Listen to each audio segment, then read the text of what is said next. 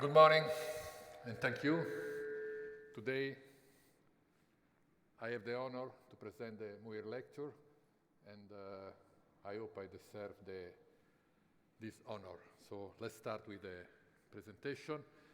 The presentation is, today I will present a major infrastructure project undergoing in Italy for the renovation and expansion of the railway line. But I want to dedicate this lecture to my father and my mother, Carlo and Marisa Grandori, that started a tunneling business in the 50s, and to a generation of tunnelers that, with natural intelligence and sacrifice, they paved the way for modern tunneling. And I want to pay a tribute to pioneer of tunneling and geomechanic. I had the honor to work with Clay Crane from Robbins Boretek, Carl Jäger from Jägerbau, Richard Beniaschi, Richard Lovat from Lovat, Dick Robbins, and Carlo Grandori. Now we enter in the project. So the project is very complex. 400 kilometers of tunnels using more than 50 TBM.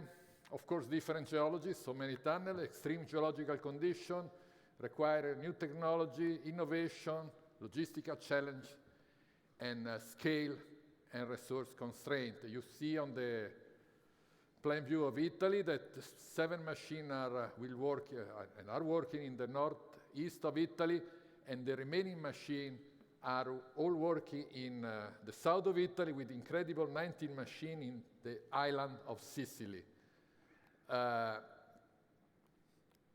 So what is the actual status? We have 374 kilometers of tunnel already awarded as a contract with 41 TBM manufactured that will bore 46 tunnels, 15 TBM are already operating, 26 TBM will start to operate in 2026 and 2027. As we build, we have invested 1.7 billion in TBM and equipment, so it's an impressive amount of money to build this tunnel.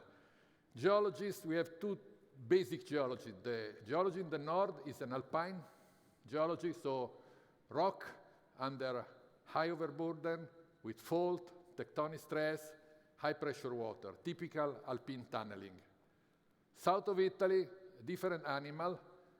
They say generally worse condition, clay, predominantly clay ground with continuous presence of methane gas, squeezing ground, variable cover.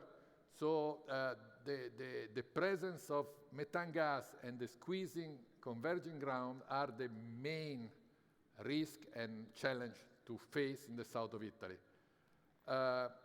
In the design phase, 2 major decisions. One is to select a one-pass lining for the tunnel, which of course is cheaper and faster because you don't have to line a secondary lining.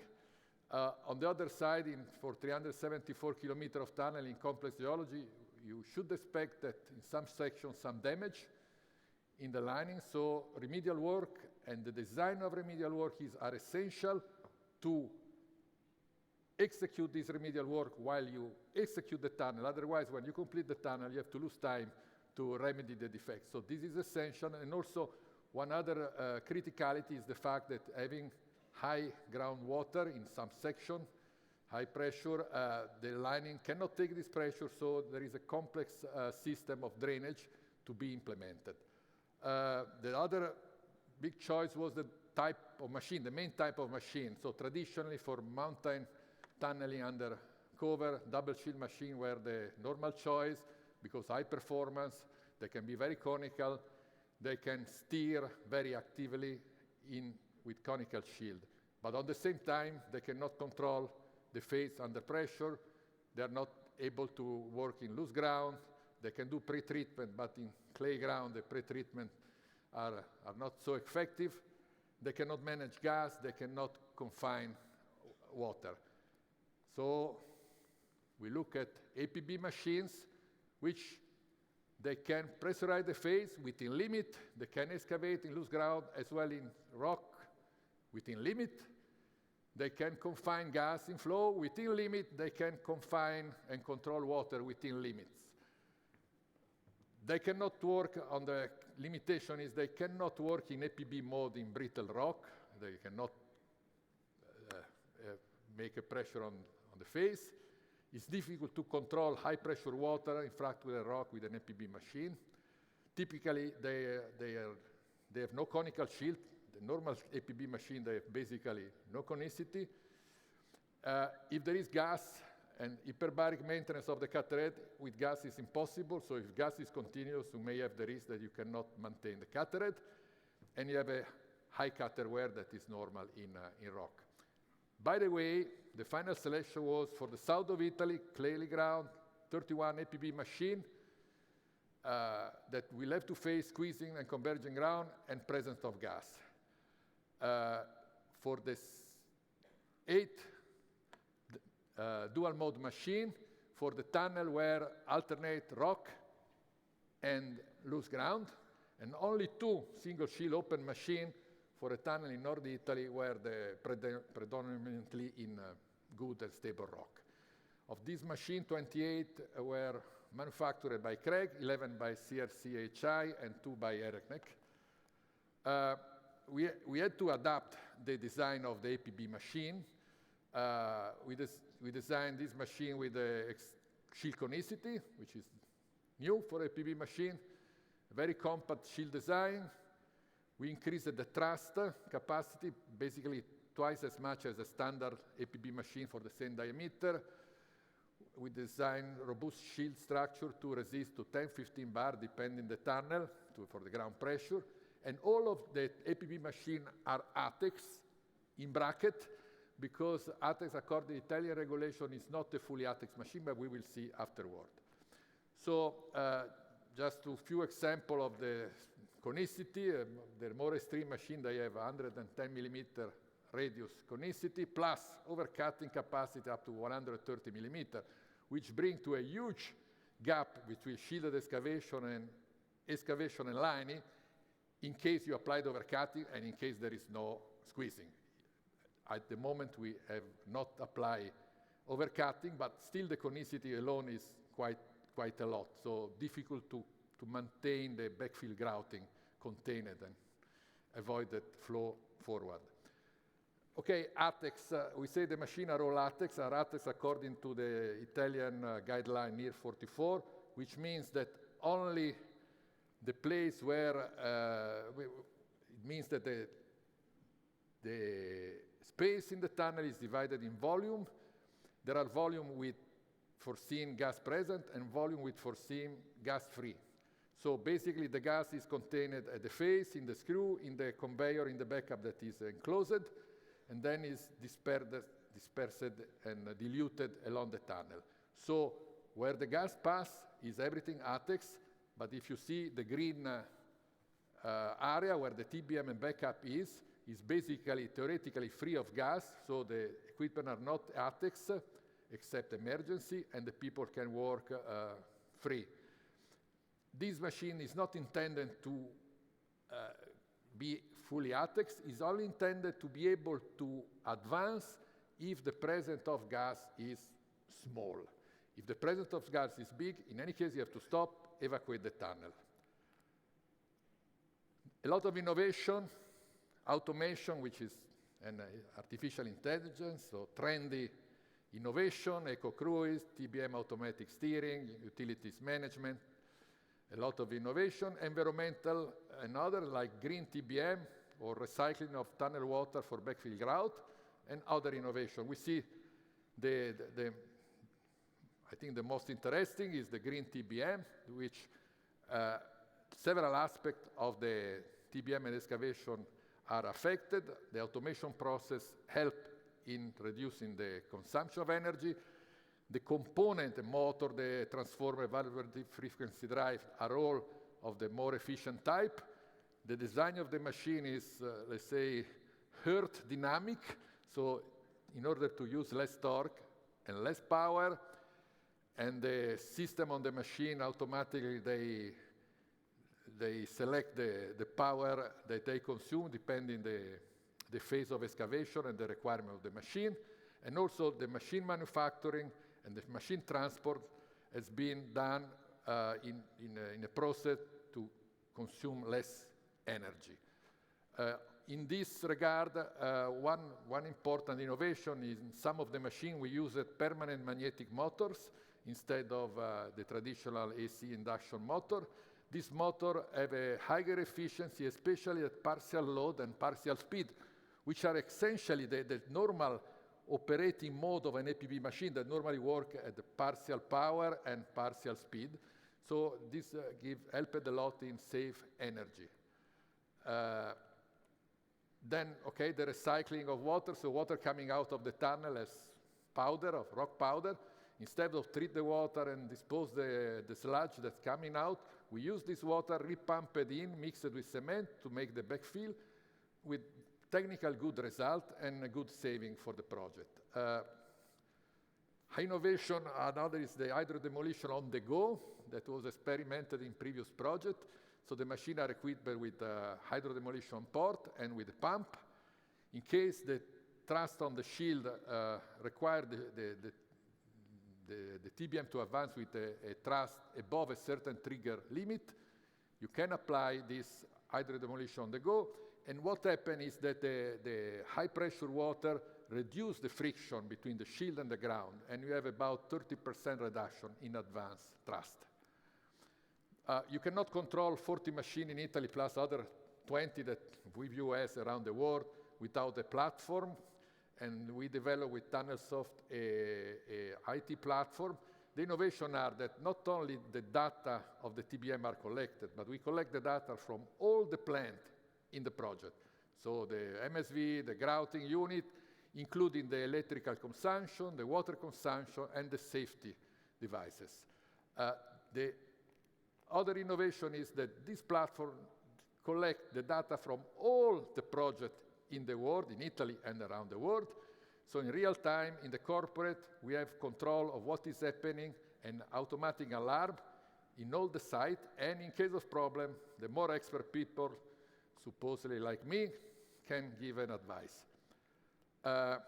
Another innovation is robotic factories, automated robotic, green, to produce the segment.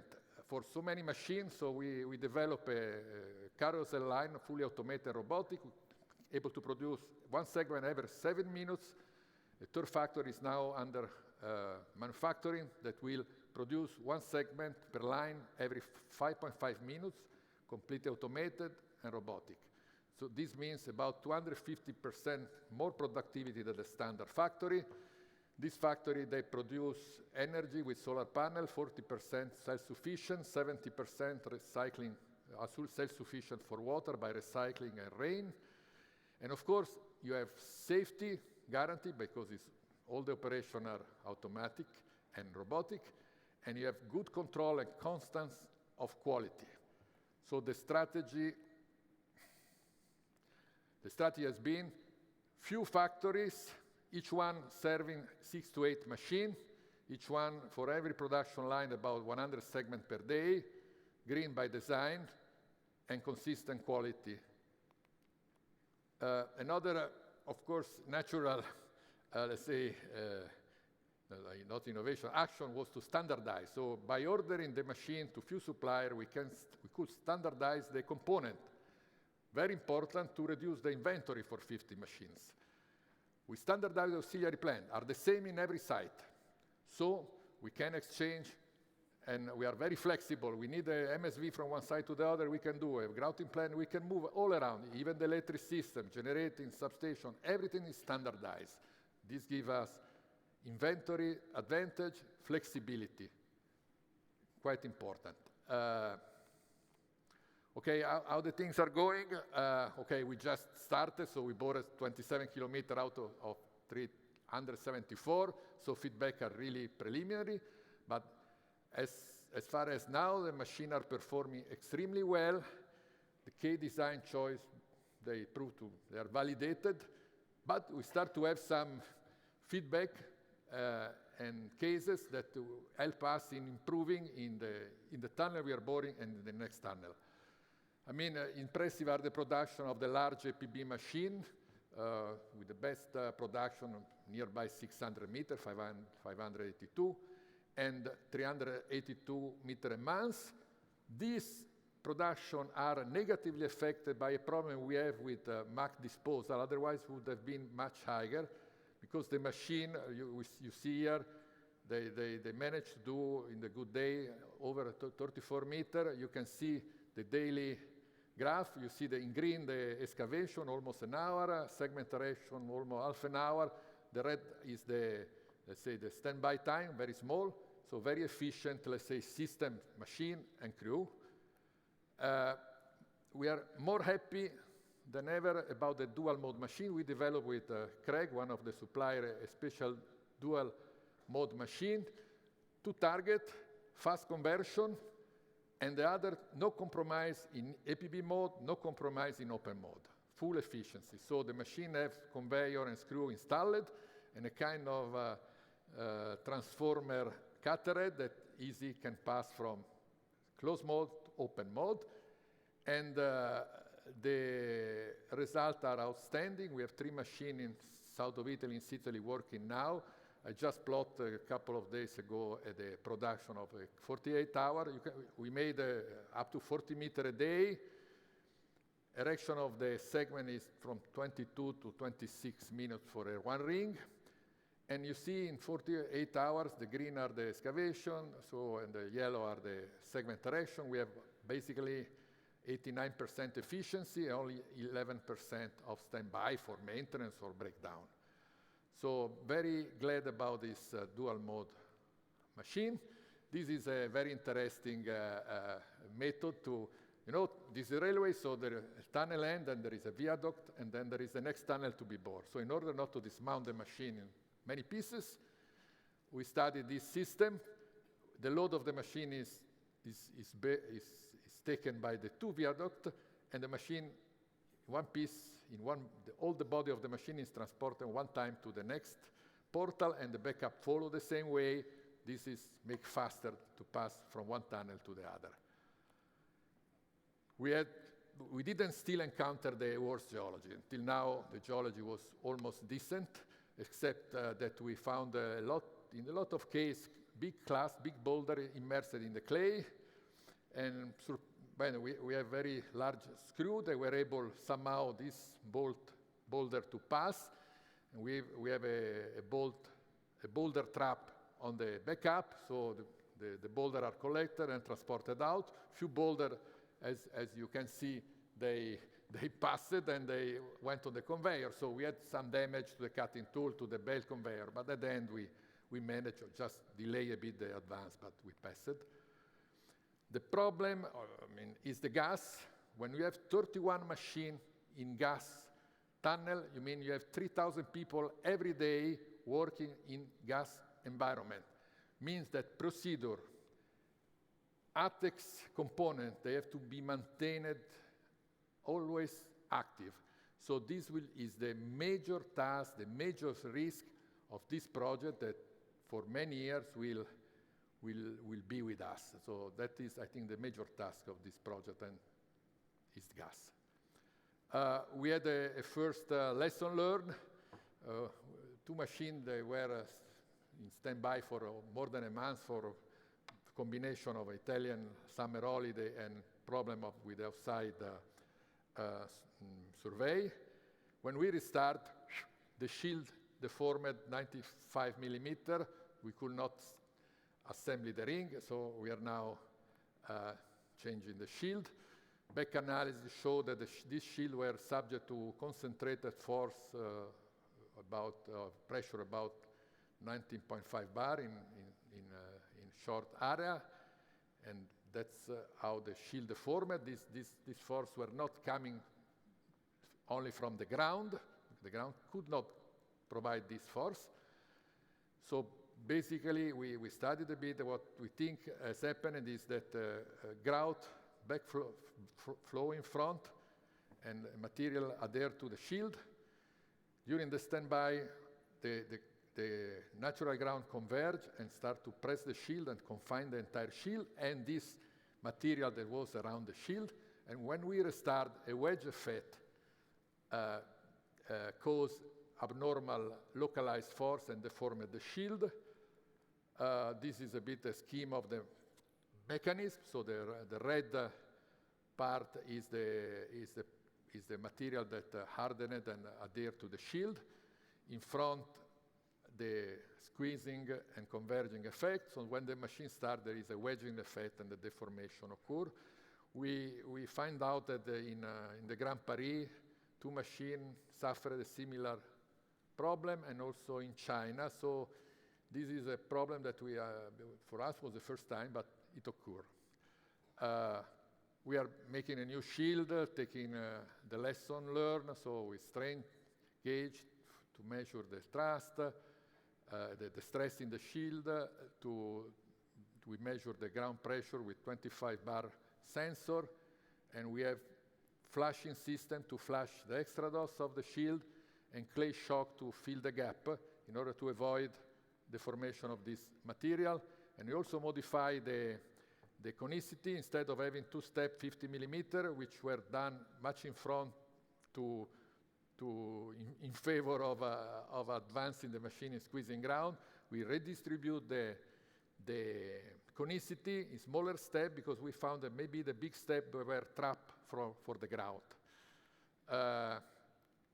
Of course, we have the new shield are stronger in order, in any case, in case we suffer again a similar event, they will not deform and we have a good reserve with 19 bar applied. We have still a good reserve because we don't know if the pressure could be even higher. We have constrained in south of Italy. The basic infrastructure were not ready for this amount of work. So bridge, road, energy, water, everything was, let's say, not prepared. So in order to start the project, we had to improve the road, the aqueduct, improve the network of the energy, use water from treated wastewater, and also dismount the machine in small pieces in order to transport to the site and unload the machine in distant ports. So logistics was delayed the start of several tunnels. Another, or probably the major constraint we have, is the transport to disposal. A big machine, diameter up to 13-meter machine. The disposal sites sometimes are very far, 140 kilometers, local road, congestion of traffic, high emission, and a big impact on production. So the production are impacted negatively by the distance and difficult to transport them back to disposal. Workforce, Italy was not prepared, as not the specialist to run 50 machines. So we set up a local, an academy to form the people. We have a door-to-door recruitment in the village where traditionally tunnelers came from. And on the job, we have always, aside of any operator, a person under training. The academy was incredibly successful. We formed 2,000 people in 2 years, 1,200 workers, 800 staff, and a lot of young people to tunneling. Climate change had an effect. We had a huge cyclone in Sicily. The roads were destroyed. For several weeks, we had the sites that were halted. Another, always in Sicily is a dry island normally, an incredible rain, and we have the site completely flooded. This gives a lesson to us and to everybody. The climate change is a reality. We have to design the work and the site installation taking into account these new incredible weather events that are more and more frequent.